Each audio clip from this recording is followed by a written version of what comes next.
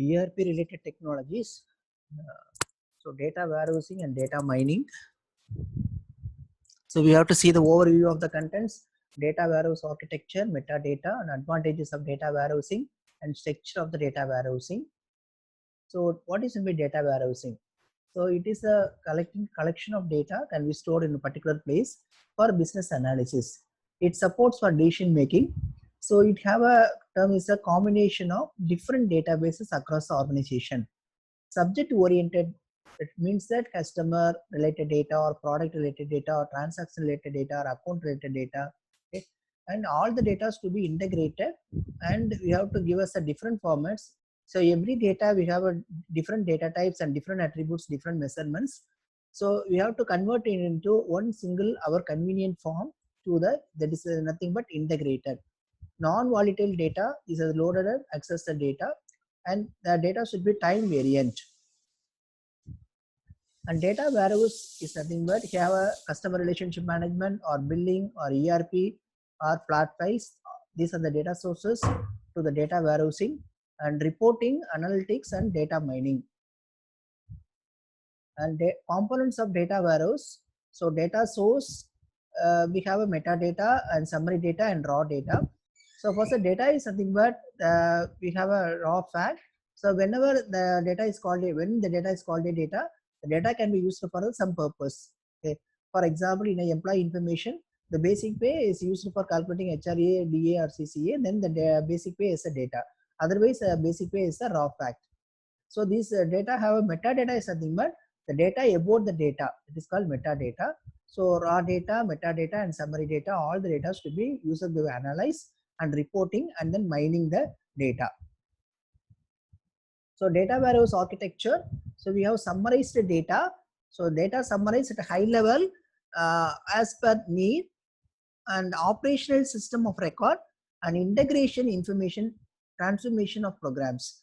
So transformation is something but the data should be transformed into one format to another format according to our user convenience. So reformat or recalculate or identify the default values, or summarizing, tallying, merging of these different data.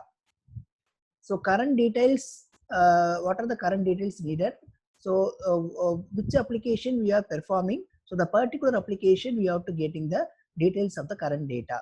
So metadata I already discussed, the data about the data. So the data provides information about the other data. So the index of the book, example, the index of the book serves as a metadata for the contents in the book. Okay. It's a roadmap or directory. So advantages of data warehousing, most cost effective decision making. So the reduction of staff and computer resources, and better enterprise intelligence, and enhanced customer service, business re-engineering, so information system re-engineering. So these are the main advantages of data warehousing. And structure of data warehouse. So we have a physical data warehouse and logical data warehouse. The physical data warehouse data is something but so the physically internally store the data. So along with the metadata and data processing logic. Logical data warehouse nothing but so it contains the information necessary to access the actual data, whatever the data we need. So we have to accessing the data. It contains the metadata or business processing logic, and we have some set of rules.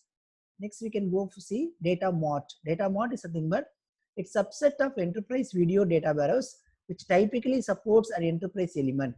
So if it is have a department stores, for example, so the Reliance store we have in Chennai, so many places. So each and every places we call it as a data mart. Like Indian Bank. So Indian Bank have so much branches. So each Indian bank we have a separate data mart. Like region, so railway, southern region is a one data mart, northern region one data mart. Like that we have split it into subset. Okay, so the data warehouse developed a process and series of physical or logical data marts are to be built. So this is an diagrammatic representation of the data mart. So it's a data warehouse containing so much of collection of data marts. Okay, so data mart 1, data mart 2, data mart 3, we are connected with all the data in the server. Next, we can go for a data mining. So data mining is extraction of hidden predictive information from large database. It's a powerful new technology with a great potential of helping companies.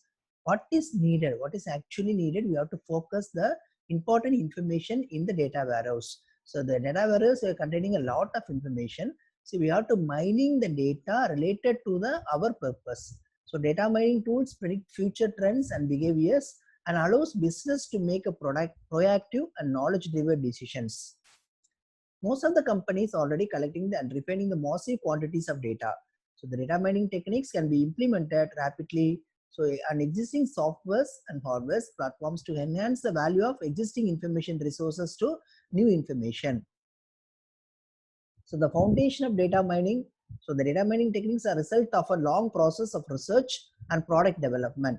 So there is a massive data collection, powerful multiprocessor computers, and data mining algorithms. How to mining the data? We can using some algorithms. So techniques, we can have a techniques in data mining. First, artificial neural networks. So non-linear predictive models that learn through training and reassemble biological neural networks in the structure. Decision trees is a one important thing, another technique. So the tree shaped structures that represent set of decisions. So these decisions will generate roots for the classification of data set. So we have a is a property and we have a decision B or C. So we have forming a tree, the decision tree. So specific decision tree methods include classification regression tree and chi-square automatic interaction detection and genetic algorithms. So optimization techniques that are used process such as genetic combination or mutation and natural selection in a design based on the concept of evaluation. Architecture of data mining. So the sales and marketing data warehouse. So we have a OLP server and end user solution. OLP is nothing but online analytical processing server. Application. A pharmaceutical company can analyze its recent sales force activity and the results to improve the targeting of high value patients and determine which marketing activities will have the greatest impact in the next few months.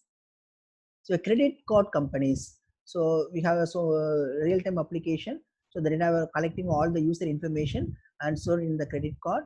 So what are the particular users can be, how much it can be spent for the particular month, and we have generating a bill and then we are collecting the money from the user.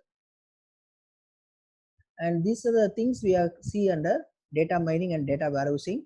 So data mining and data warehousing. So data warehousing is nothing but we have collection of data, we store it in the one particular place, and we have a data mart. The data mart is a subset of data warehousing. So every data warehouse we have a subset of application.